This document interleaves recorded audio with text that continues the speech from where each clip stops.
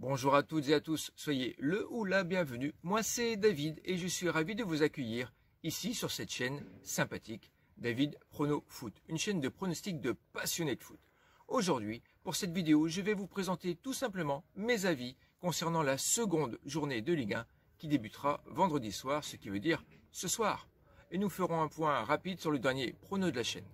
Elliot, on commence ?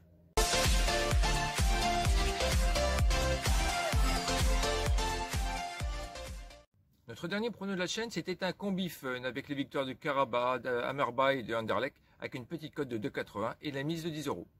Ça est passé, ça fait que nous sommes à 7 matchs consécutifs qui passent et on tentera le 8e pour une rencontre lundi soir. Alors, bien sûr, si tu n'es toujours pas abonné, je t'invite tout naturellement à nous rejoindre pour soutenir cette chaîne de passionnés de foot. Nous sommes près de 2550, vous venez de plus en plus nombreux dans la famille des passionnés de foot. Tu es celui qui privilégiera un beau match par rapport à son pari.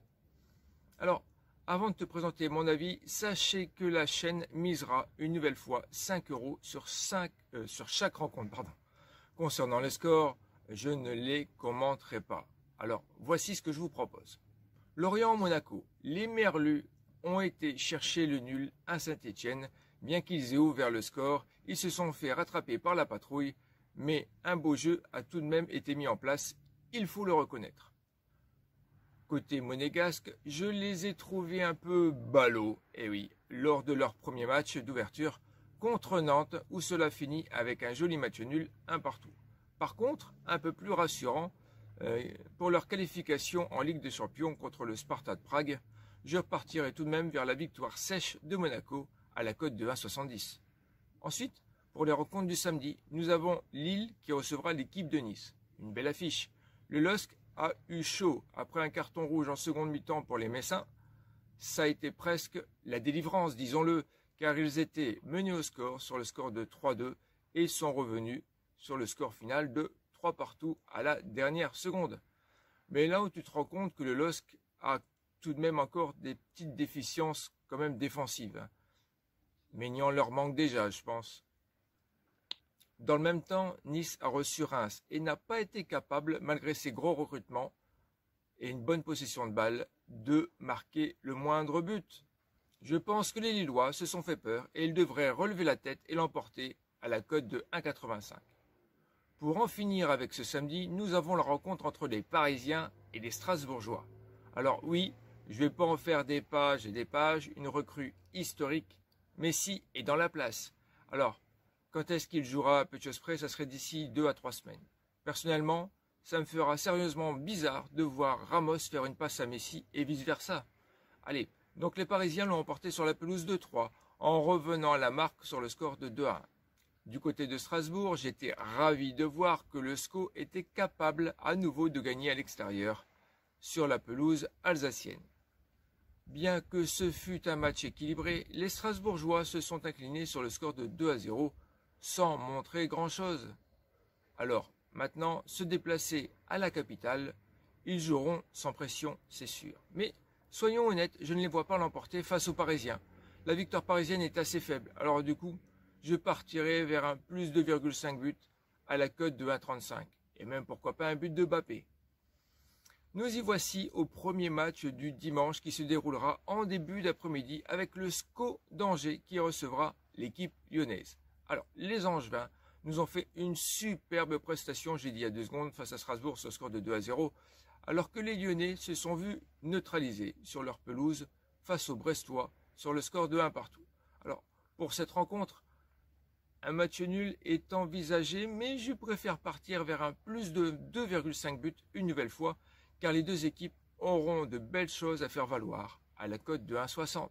Ensuite, Brest-Rennes. Un duel de Bretons. Alors, ces deux équipes, toutes les deux, ont trouvé le nul lors de la première journée. Brest en se déplaçant à Lyon, sur le score de 1 partout. Pourtant, ils avaient ouvert le score. Et même schéma pour les Rennais, qui avaient également ouvert le score face au RC Lens, oui c'est ça, mais s'est fait rattraper grâce à une petite action lensoise de toute beauté, il faut le dire. Pour cette rencontre, que je trouve équilibré, je partirai tout simplement vers un nul à la cote de 3,35. Clermont 3. Alors, nous avons ici une nouvelle fois un duel, mais un duel de promu de D2. Clermont s'est déplacé à Bordeaux et l'a remporté de belle manière après une belle prestation sur le score de 2-0 face aux Girondins, un peu passifs tout de même en défense. Les Troyens, eux, n'ont pas eu de bol. Ils ont eu tout de suite fait la réception des Parisiens à domicile. Ça n'a pas pardonné et ils ont perdu sur le score tout de même de 2-1. Après avoir eu le mérite d'avoir ouvert le score, mais leur manque de concentration après ce but leur a fait défaut. Pour cette rencontre, je privilégierai une victoire à domicile des Clermontois à la cote de 2,05. Toujours dans le même créneau horaire, nous avons les Canaries nantais qui recevront l'équipe de Metz. Les Nantais ont joué lors du match d'ouverture et ont fini sur un score de neutralité face à des Monégasques sur le score de 1 partout après avoir été menés au score.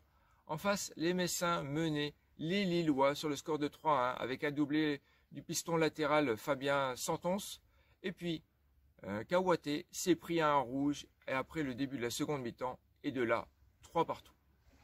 Les Messins se sont tout simplement écroulés en jouant à 10. Ici, je suis incapable de dire s'il va y avoir plus ou moins 2,5 buts. Par contre, je tenterai tout de même ma chance avec un match nul à la cote de 3,25. Reims-Montpellier. Les Rémois se sont déplacés et sont revenus avec le point du match nul, avec plus ou moins de mérite, face à des Niçois encore maladroits devant le but. Quant à Montpellier, ils ont fait un très beau match face à Marseille, qui a fait une petite remontada en l'emportant sur le score de 3-2 avec un doublé de Dimitri Payet. Ici, je partirai pour un score de parité avec un beau 0-0 à la cote de 3,20. Ensuite, nous arrivons au 9e et avant-dernier match de cette journée avec les Lensois qui reçoivent l'équipe de Saint-Étienne. Aussi bien Lens que Saint-Étienne à l'extérieur, tous les deux ont fini avec le point du match nul sans vraiment montrer du beau jeu. Beaucoup de réglages sont encore à effectuer, mais je donnerai tout de même l'avantage aux Sang et Or qui, lors de leur match de préparation, n'ont pas déçu à domicile. Pas comme leur adversaire à l'extérieur. Donc, victoire des Sang et Or à la cote de 2. Nous y voici enfin à la 10e rencontre de cette seconde journée. C'est une très belle affiche avec Marseille qui fera la réception des Girondins de Bordeaux. À la capitainerie, on se réjouit d'une très belle préparation de début de saison, disons-le. Après avoir été menés sur le score de 2-0 face à Montpellier, à la fin de la première mi-temps, ils ont su trouver les ressources et l'emporter sur le score de 3-2. Alors que dans le même temps, le promu Clermontois l'emporta contre les Girondins sur le score de 2-0. La dernière victoire des Girondins en terre marseillaise date de 2007-2008. Et au vu des performances présentées par Dimitri Payet et ses coéquipiers, je donnerai la victoire que je dirais logique des hommes de la Canebière à la cote de 1,55. Voilà, l'exercice est réalisé. Et toi, vas-tu mouiller ta chemise?